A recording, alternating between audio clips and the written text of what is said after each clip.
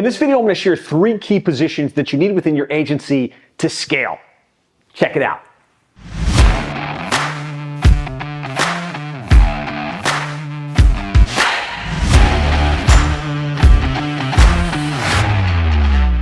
So 3 key positions, and in the order at which I think you need to hire them to grow and scale your digital marketing agency so that you can create more freedom. Number 1 is operations and delivery management.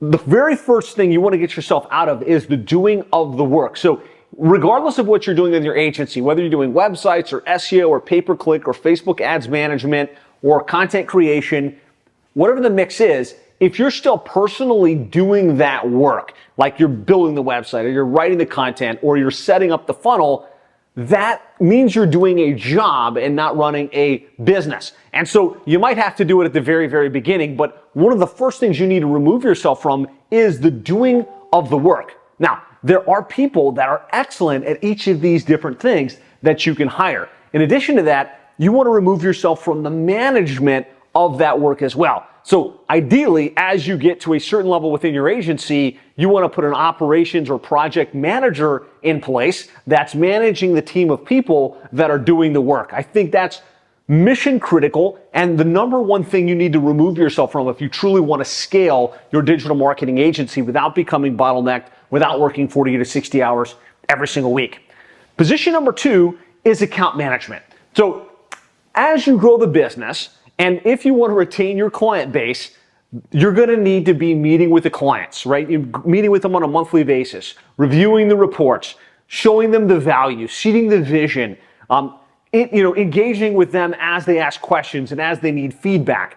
And when you start the business, usually you're the person selling the client, and then you're the person managing the relationship. Ideally, you're not doing the work. But if you want to scale, you need to also remove yourself from that account management aspect within the business. Because typically at around 17 to 20 clients, if you're the owner and you're still managing the clients and you're still selling the business, you're gonna start to bottleneck because those clients should be met with every month. They've got questions that come in throughout the month.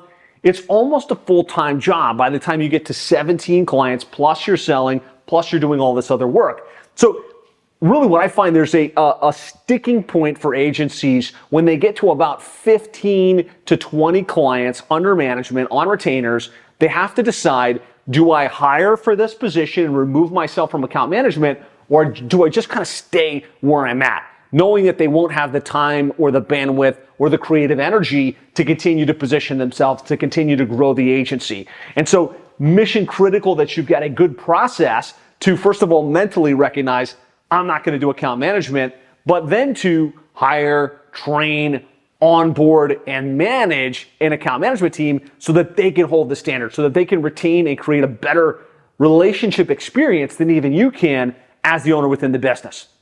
So first position, account management. First position, operations management. Second position, account management. Third position, in my mind, is a personal assistant or a marketing support person.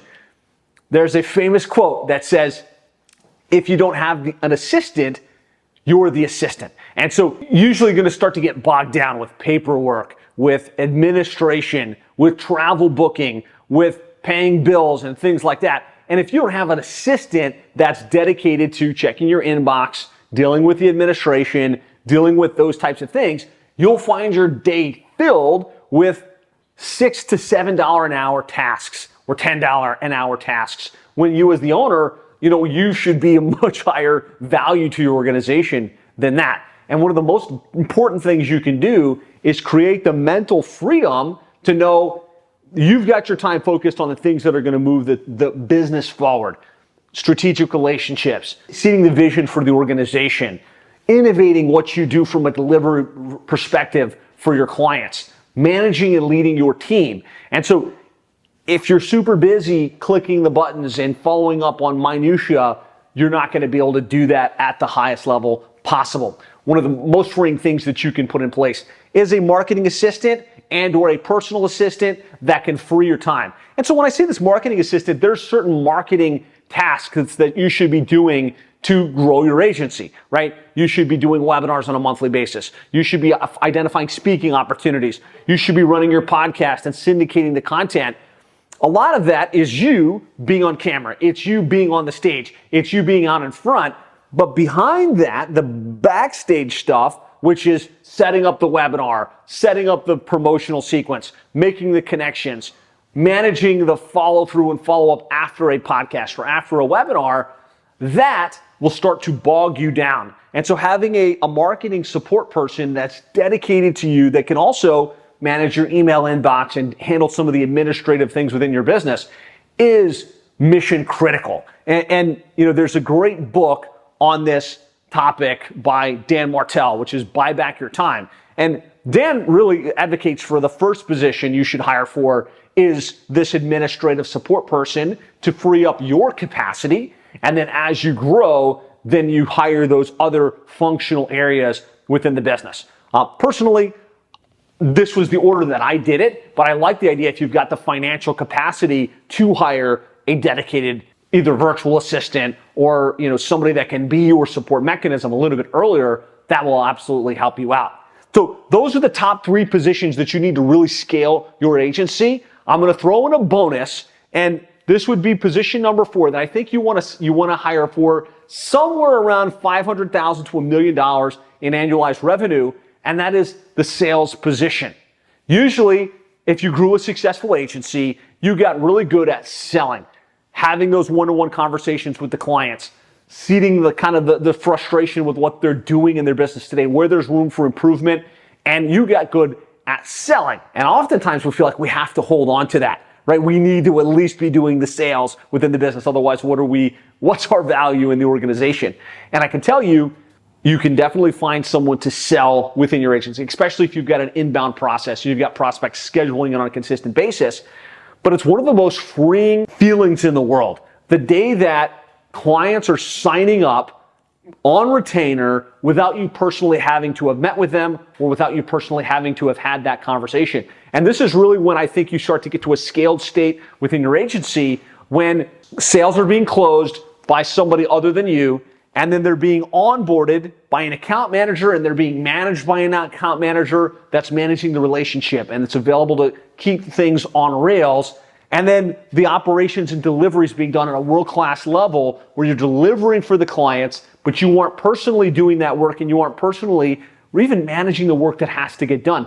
That's when you've moved from an operator within your agency to being the true CEO of a business that can grow and scale without you. And so those are the top 3 positions. I threw in a 4th bonus. Let me know if you have any questions on this or any thoughts on what the positions are, how you hire for these positions, how you find quality talent. I would say, tactically speaking, the first step I want you to take to roll this out would be to map out an accountability chart or an organizational chart that shows all the key functions within your business and who sits in those seats today, so that as you grow and as you scale, you can see these are the 3 or 4 positions I'm going to hire for, and these are the people that I need to place within the organization to create that level of freedom. I've got a great step-by-step training document that walks you through kind of the key positions as you scale from, startup to struggle to stability to scale. It talks about how many people you should probably have on the team and some of the key psychological things you're looking for as you hire and as you place those roles. If you want to access that, you can go to sevenfigureagency.com/scale. That's sevenfigureagency.com/scale. There's a training as well as a step-by-step checklist that you can walk yourself through to figure out how to truly scale your agency. So, would love to know your thoughts and or questions. Please post them in the comments. If you got value from today's video, press the like button. If you happen to be listening to this on Apple or on one of the podcast networks, would love it if you'd go on to Apple and post a review. That would be the best thing you could do to show appreciation for the content that we're rolling out. Go post a review, and thanks so much for watching. I look forward to talking with you again soon.